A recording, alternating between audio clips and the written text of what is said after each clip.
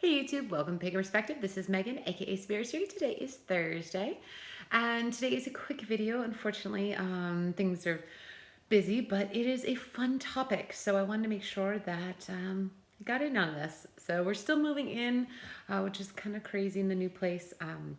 So we got boxes everywhere, but I'm excited because this topic is a little near and dear to my heart. Uh, this week we're talking all about pagan children and how to parent pagan, basically. I guess if we do or we don't or whatnot, but basically, if you have listened to me a couple of times, you know that I don't have kids at the moment, but definitely working toward that. And I'm going to raise them in my family's tradition, raise them pagan. And that's really important to me. And I think that it's something, as someone who's raised pagan, I can speak a little bit too. The question asker did ask for some book recommendations, so I will try and put them in the down bar below. If I can figure out how to link on this, it's being a little funky. But if I can't, the two books are Wicca Craft for Families and Pagan Family. Those are two beautiful books that can help a little bit.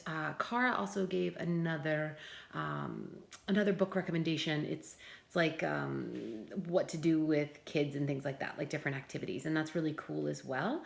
I also definitely recommend, if you are lucky enough to have a Spiral Scouts in your area, that can be a wonderful tool depending on the age of your kids.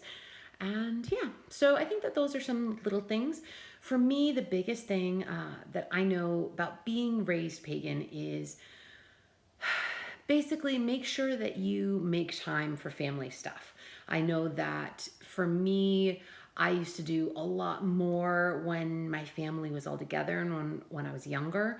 Now, being on my own and it just being me and my wife, life gets in the way, and we don't necessarily do holidays the ways that I'm used to or in the past or things. And so when we have a family, that's something that we plan on prioritizing. Right now, we just prioritize pretty much just the big holidays like Samhain, Beltane, things like that, where we really don't have the time or the energy, unfortunately. I mean, if you work and then you come home, and by the time you're home and you just want to, have dinner and you watch some TV and you go to bed. I mean, really, there's not a lot of time in between.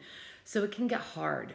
When you have kids too, it can seem like, oh my gosh, the amount of work that it takes. It's an entirely second full-time job if you have one, and it's a double full-time job if you're home. And it's a lot of work. It's, beautiful and it's amazing. It is tough though, and it can be challenging to try and make sure that you incorporate all the things that you want to incorporate into your kids' lives, while finding the time. So that can be truly hard, and I get that.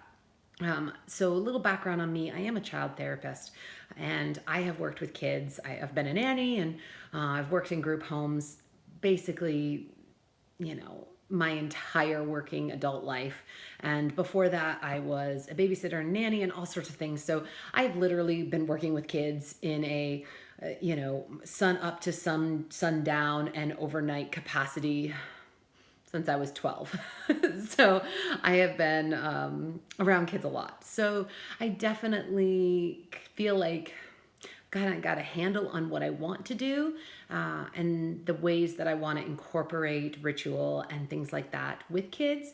And the biggest thing is making sure that you make traditions. And that's definitely the takeaway from my childhood that I feel like is so important. I moved around a lot as a kid, unfortunately. And so traditions are really the root of it all.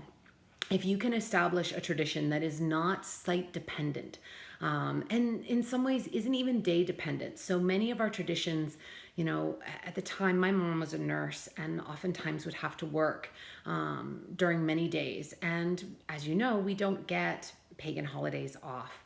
And so it's something that, as long as you make sure that the tradition is celebrated, it doesn't matter if it's a day before, a day after, or the weekend of, that week or something. It's more about what tradition you're celebrating and making sure that you do those every single year, because that's what kids really remember. Like every year, okay, we light this candle. Every year we put out this particular decoration. Those are the things that really stick with kids, and they love that. And so that's something that you can do. Also, traditions in crafts. So for Samhain every year, we have a Samhain craft that we do, and that's really special and important to my family. And, you can kind of make that, work that into your life, and that can really help build the foundations. The other thing is also daily devotions. So if you haven't, getting your kids to do some sort of daily devotion.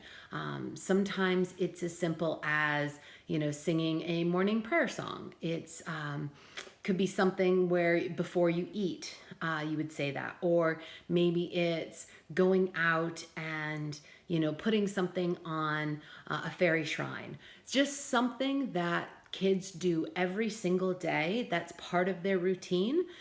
And that can really solidify a lot of ritual for them and a lot of tradition. So I can kind of foresee most of those things happening for us. And I'm excited to start that journey with my wife, and hopefully soon. But yeah, definitely those two books, Pagan Family and I think it's Wicca Craft for Families. But yeah, excellent books, really, really great ideas, lots of fun stuff in there, lots of daily devotion, little prayers, like little rhyme prayers that kids can say. I do think there's also some like coloring book of shadows that are out there as well. Those can be really, really fun for kids.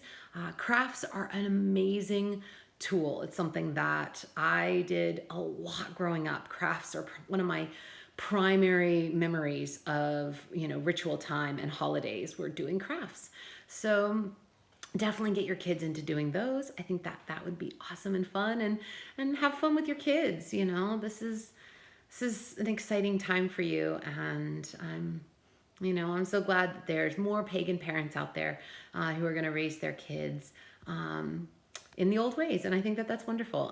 And if you choose not to, that's wonderful too. That's your choice, and I think it's exciting, and I love seeing all the pagan kids at pagan festivals and things, and they're running around and they're singing songs, and I love seeing that too for the kids, because then they have a community as well. I know that that's something I felt I missed growing up, was having a large community of peers, basically other little kids, and I didn't have that.